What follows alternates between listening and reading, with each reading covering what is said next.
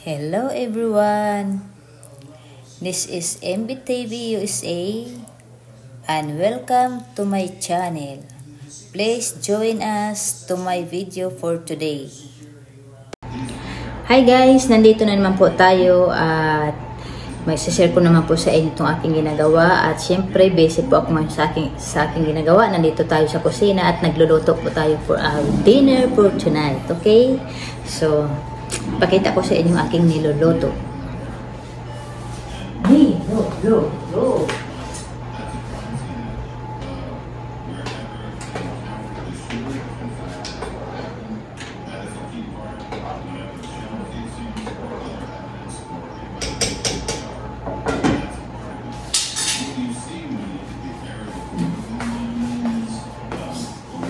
Eight minutes, 9 minutes.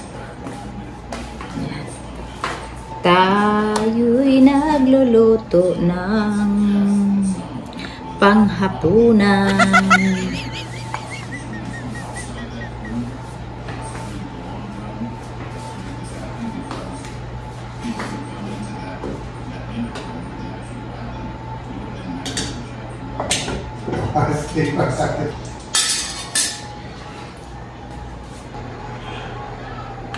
So, ayun no.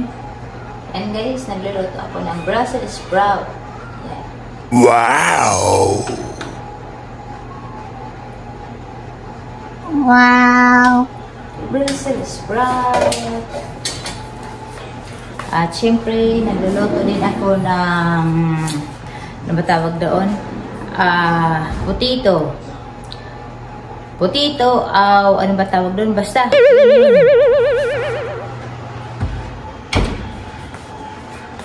Yan, nagluluto rin po ako noon. Tapos yung asawa ko, busy rin po siya. Nagluluto rin po siya ng steak. Nasa labas siya ngayon. Okay? Magigrill din siya ngayon ng steak. At syempre, yan, hindi ito. Binabantayan ko yan. Meron akong timer. Oh, may timer ako.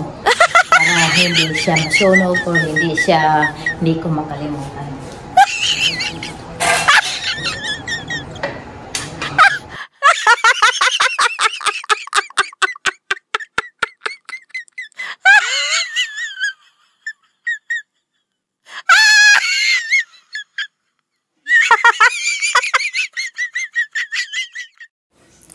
So, ayun guys, malapit na maluto yung ating au gratin potato.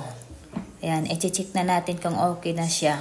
Tumunog na yung kanyang, yung kanyang alarm. So, ibig sabihin, tapos na po siya. Okay? So, tingnan nga natin.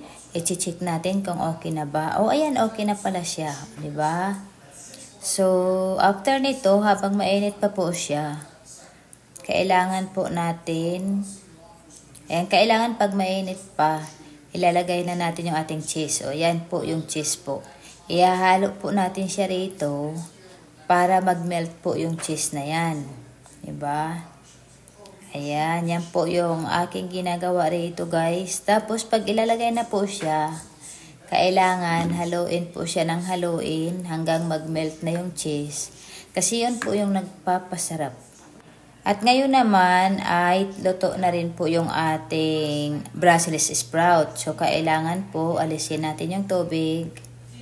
Tapos po, lalagyan po natin yan ng lalagyan po natin yan ng butter at saka syempre salt din po. And then pepper. So, ngayon ang ginagawa ko ay tinatanggalan ko na po siya ng kanyang tubig. At yung butter po ay nakalagay na po rito sa mangkok. Yan. At ihahalo ko na lang po siya. Ihahalo ko na lang po siya rito. O, ayan. Nakita nyo. Tapos, lagyan yan. Timplahan niya ng salt and pepper. And then, syempre, ready to eat na rin po yan.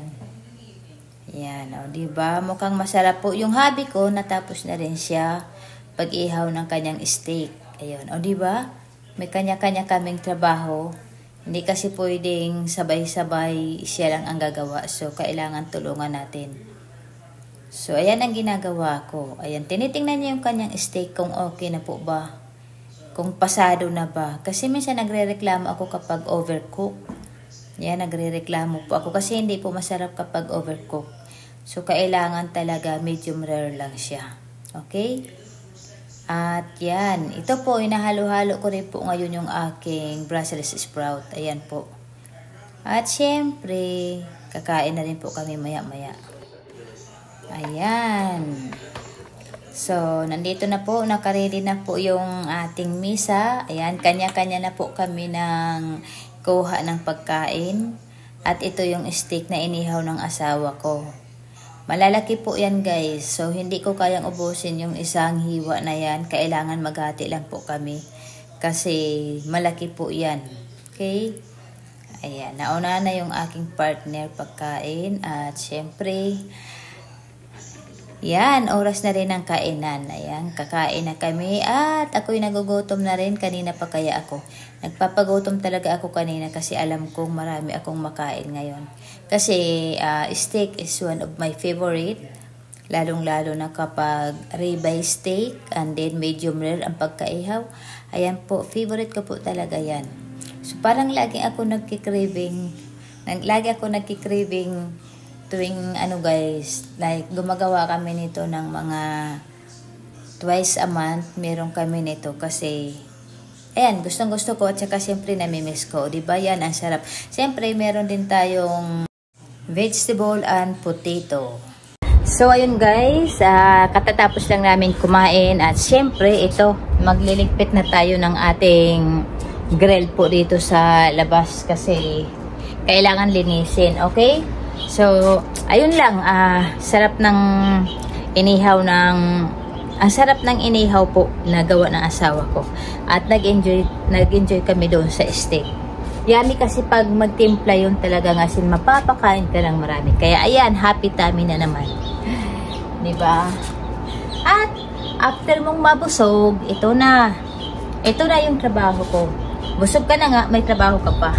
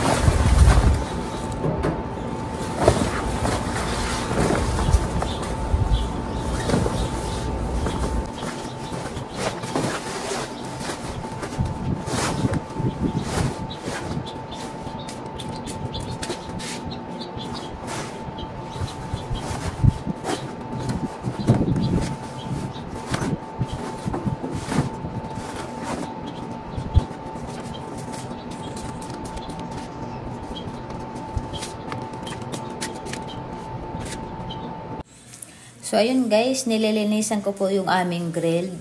Ito po yung grill na ginagamit namin at pinapatong namin doon sa aming grill para po hindi masyadong marumi yung aming grill.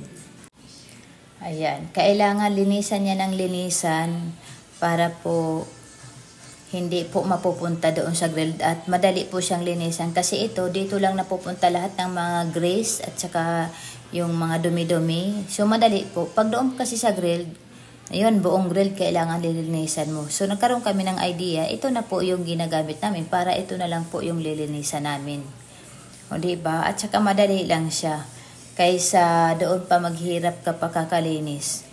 So, ayun lang guys. At, ayan. After nito, ayan, relax na tayo ulit. So, yun guys. Dito lang po. Nagtatapos ang aking video at wala po tayong ganap ngayong araw na to. At share ko lang po sa inyo yung mga kaganapan. So, ayun lang. Kung naboring kayo, pagpasensyahan nyo na, okay? So, yun lang. At maraming salamat po sa inyo.